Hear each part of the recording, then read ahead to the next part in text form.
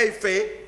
di wan ne lii kat tax na ñu xalaat ñu suñu xel ñaaw ci suñu justice. c'est ça merci. sa xel yow ñaaw man sama xel ñaaw ak ñu Sénégalais yu bëri mën na seen xel ñaawul. xam nga fi da ngay waxal sa bopp rek. ñu interpellé ñu wax aussi. waaw mais xam nga yow man waaw mais xam waxtu bi moo jot waaw ku daanelal Omar yow kan nag sax daaneel dafa daanelal. allez-y. ah très bien dañuy dem ci Aïda surtout interpellé nañu leen mais nañ ko tënk rek parce que dama waroon jàll ci beneen sujet bañ a des ci sujet bi. Inch'Allah. Aïcha ñëwal. Donc j'apprécie l'intervention de monsieur qui est sportif mais politique parce qu'il a assumé, il a fait campagne avec des gens. Et quand on a une appartenance politique, on l'assume et on passe. Dafa ne dañu poser la question sur l'indépendance de la justice. Mais dañ koy reposer. Azoura dafa taxaw saaga bi gën a bon le président de la République ñu wutali ko kayitu dof. Après ñu avoué que dañu lijjanti kayit bi. Où est Azoura? ma teg ci Amadou Ba contre Badara Gadiaga Amadou Ba moo ne nee nañu Adji Sarr loolu la Badara répété ko ñu jàpp Badara bàyyi Amadou defal ko promotion mu jóge ci député nekk ministre. Bien sûr. Abdou Nguer ba tey kenn du la ne lii lañ ko jàppee Soya bi ma doon wax ba tey on va pas nous dire lii lañ ko jàppee mais ce qui est le plus important mooy mais bu ñu ñëwee yow Mohamed yow nga jox des combats de principe nga ni lii c'est pas normal nga wax ñu fal la nga def li ñeneen ñi di fal nga ni les gens ne doivent pas dénoncer parce que les arrestations arbitraires le Pastef s'est battu contre ma jóg feneen ci une justice loolu mooy le maire de la ville de Dakar bi Sonko taxawee Bourguiba def les menaces le lendemain la machine bi enrôlé wu on est là tu dis que c'est comme le Sénégal yow dëkkoo Sénégal mais monsieur moi je me demande est-ce que yow du Tanger nga jóge wala planète Mars c'est des choses que nous vivons chaque jour waaw moo tax peut-être que nga am décalage je termine parce que Mohamed c'est important il m'a interpellé plusieurs fois mu ne le juge pourquoi on interprète que le juge parlerait à Sonko ou à Diomaye mais lui il a son interprétation na interpréter que juge waxul ak ñoom moi j'interprète que les mots dans un tout concept doit être contextualisé on est dans un contexte où le premier ministre chaque jour il s'épanche sur le jugement qu'il a eu sur le rabat d'arrêt il parle on fait des menaces au juge et le président de la Cour suprême solade mbubbam remettre les choses c'est mon interprétation et c'est l'interprétation de la majorité ñu jóge fa mu ne pourquoi Sonko ñu ne day budde mais parce que dafa tàmm budde mais nit ki li nga gis rek ngay wax daf ko tàmm parce que ce qui s'est passé hier c'est la République amul dossier bu ko gën a important quand le président est là le président de l'Assemblée nationale ñëw premier ministre dafa war a ñëw taxaw parce que noonu la mës a demee c'est une continuité c'est pas une question de dossier c'est-à-dire que bu ñu insulter suñu intelligent mu poser la question sur Alioune Tall ne c'est le maire qui est le moins bien élu mais où est le maire de Ziguinchor comment il a été élu l'actuel maire de Ziguinchor comment il a été élu le maire de la Patte d'Oie actuel comment il a été élu le maire de Thiès qui a remplacé Birame Souleye comment ils ont été élus parce que le code électoral est clair bi ñuy dem à ces votes moi je n'habite pas Mermoz Sacré-Cœur mais Alioune Tall suñu maire la suñu commune yee takk je dis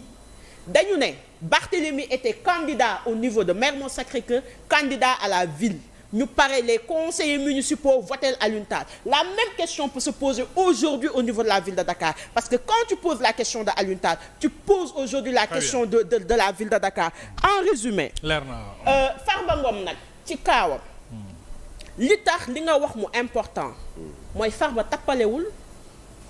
Farba deful grève de la faim ñu ne il est dans un coma mu génn ne non dama doon jouer avec les médecins loolu dañ ko dund moo tax bu ñu ne expertise ne contre expertise ñu wax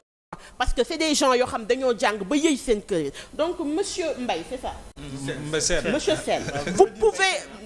je peux dire Mbaye Sène vous ne pouvez pas nous empêcher sur des faits yoo xam ni dañ ko gis ñu teg ci suñu bët ñu indi ay doutes déjà sur l'indépendance de la justice deuxièmement sur le fait que Farba on ne le défend pas parce qu'il est de l'opposition mais parce qu'il y a eu une expertise contre expertise deuxième bi ki nga ne mooy coupable nga ne moom complice la nga bàyyi ki nga ne yow entre guillemets mooy coupable nga bàyyi ko nga téye complice bi. c'est un acharnement. donc en résumé merci. Et l'interprétation du président de la Chambre comme on le dit. C'est dans ce contexte-là, je le répète pour que moom mu mën ko intégrer et nous vivons le même Sénégal. Peut-être dans des bords différents mais nous vivons le même Sénégal. Mohamed quand même xam nga gars yi ku ci wax rek il faut nga même ma wax tamit xam nga tey madame Niang une minute rek c'est-à-dire en fait pour rapidement rek xam nga wax na ko léegi nee na mënuma ko tere mu interpréter mais en fait man su ma déggee muy wax dafa ne en fait loolu la majorité bi gëm loolu la wax majorité bi gëm moom majorité moom majorité moom non ku ci nekk xam nga madame Niang xam nga tey ku ci nekk non gis nga madame Niang non madame Niang xam nga tey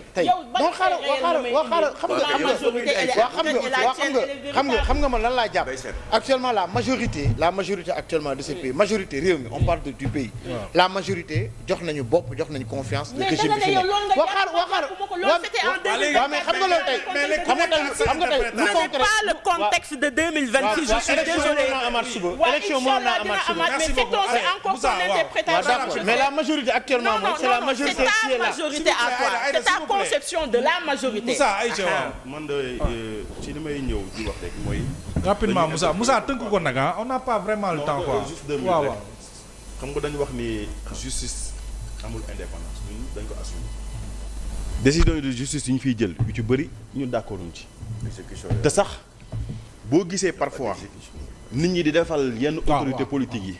wala ñi nga xam dañ nekk ci secteur privé bi nga xam dañ mës a am benn dent contre ñoom ci réseaux sociaux yi automatiquement machine judiciaire dafay emballé wu sànq joxe nañ fi ay exemples yoo xam ni c'est patent Sénégalais yëpp d'accord nañ ci cas Abdou Nguer lu Sénégalais yi gis la scandale judiciaire la cas Badara Gadiaga noonu yeneen ak yeneen noonu ay Soya Diagne ay chroniqueurs yoo xam ne ay Ahmed Ndoye et cetera képp koo xam ni bu nekkoo ci seen ligne de mire wala bokkoo ak ñoom vision wala ñoom li ñuy gis ak li ngay gis cadré wul dañ lay créer ay ennuis judiciaires loolu lu ñu gis la beneen moom mooy tey dafa am ñoom ñoo fi doon jaay transparence jubal déggatoo ko de moins en moins mi ngi disparaître léegi ana 8 milliards yu Bakel yi ana 125 milliards yi ñu waxoon ni blanchiment d'argent la léegi dafa nar a dem furaas ni xëddeen ak tout tintamarre bi ñu def yëpp brouhaha bi ñu def yëpp finalement lan la ñu indil teg ko ci loxo sénégalais mu ñaari téléphone ñu dafa am ay film porno foofu lañ toll est-ce que régime bi waroon nañu indi fii c'est-à-dire man li ma ci xaw a jaaxal rek mooy Sénégal dañu war a génn ci déterminisme social bi ñu nekk loolu lu ñu war a combattre la